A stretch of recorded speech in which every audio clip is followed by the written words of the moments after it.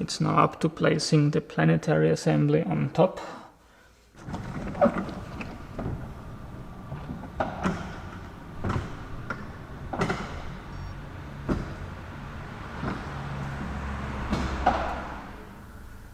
Hello everybody and welcome to day 78 of rebuilding my Jaguar S-Type 4.2 V8 Sport.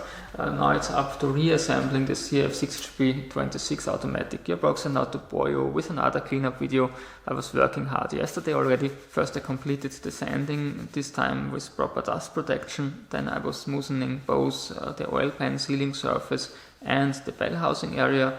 Yeah, and finally I had to clean up everything again, especially the rear end of the transmission, where the two bearings will be put back today. Doing the reassembly in a proper way also requires a transmission stand, and so I built one, but watch yourself.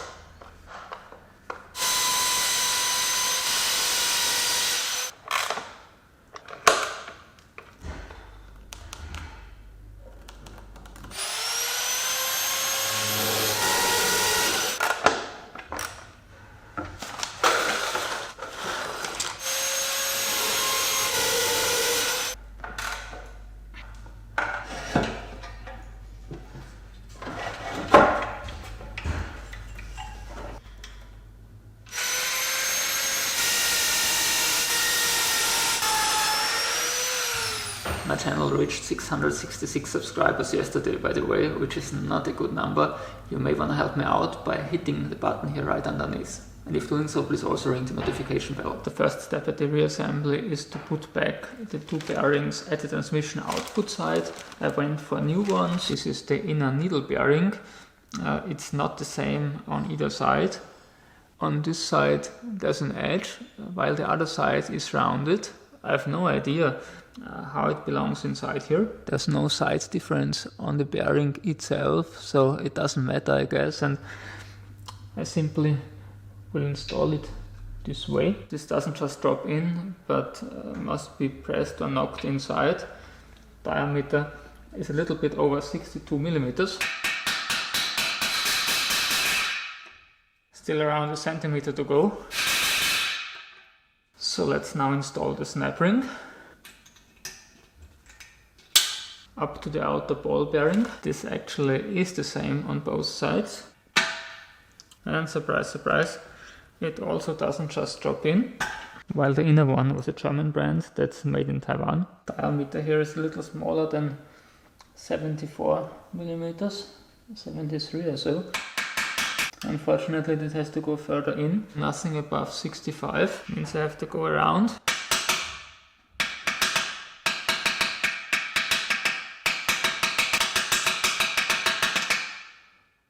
But this drops in quite easily.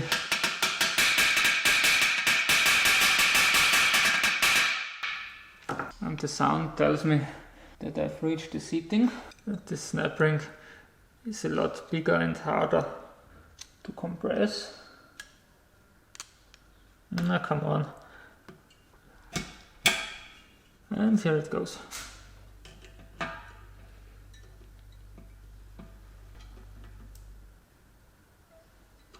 I just noticed the big snap ring partially blocking the lubricating hole here at the rear, so I turned it around to keep this 100% free. I can now already install the new rear seal.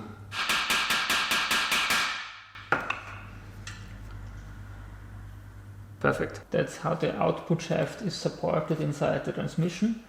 There's the needle bearing here at the inside, a washer, and the ball bearing on the outside. So let's reunite the output shaft with its ring gear.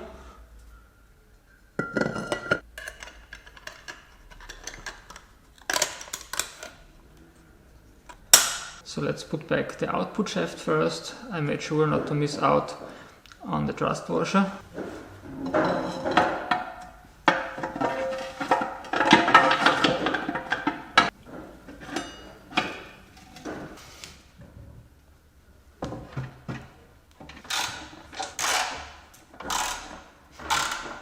It's now up to placing the planetary assembly on top.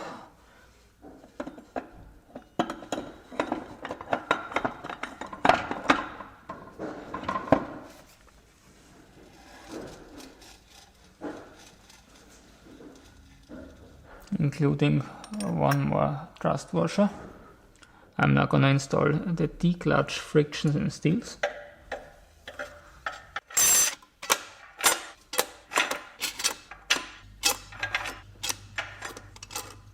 Finally, the waved disc. This always belongs to the side of the piston. The next step will be installing the middle support, which at the same time houses the C-clutch drum and operates the D-clutch pack. There has been already drama today because I had left over a few parts, one needle bearing, a bearing race and another needle bearing a few weeks ago. I watched my own disassembly video, which was pain by the way, to figure out where these parts belong. I had taken notes on a sheet of paper and put this into my jacket. Of course, now when I arrived here in my garage, I left the jacket at home, and my girlfriend couldn't find this paper sheet. It took me an hour to figure out that I had taken this bearing race from here and the needle bearing right from the other side. Yeah, and here it snaps in. Those two tabs should guide the center support into its correct position. I only have to take care that the oil feed holes are at the side of the valve body.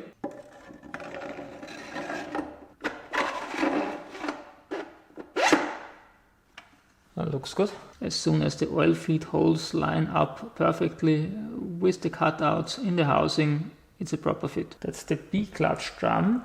The shaft fits into the upper sun gear, and this needle bearing mates the bearing race.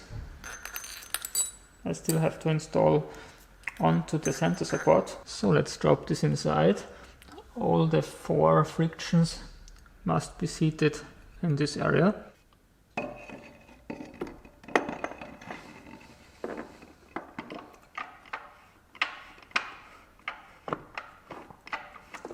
I guess I've now catched the sun gear.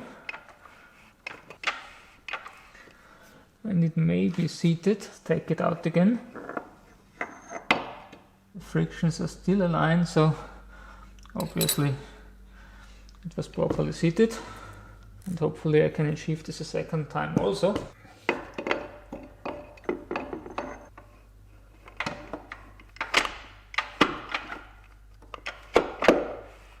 Okay, as always, the second time is more difficult than the first, and the B-clutch drum is properly seated as soon as its upper edge does no longer extend into the 2 cutouts here. I'm afraid you will also see a second part of the transmission reassembly. As mentioned before, I spent too much time at the beginning and still have to edit this part today. If you nevertheless enjoyed the video, you may want to give it a thumbs up or even subscribe. See you back on my channel next week. Goodbye.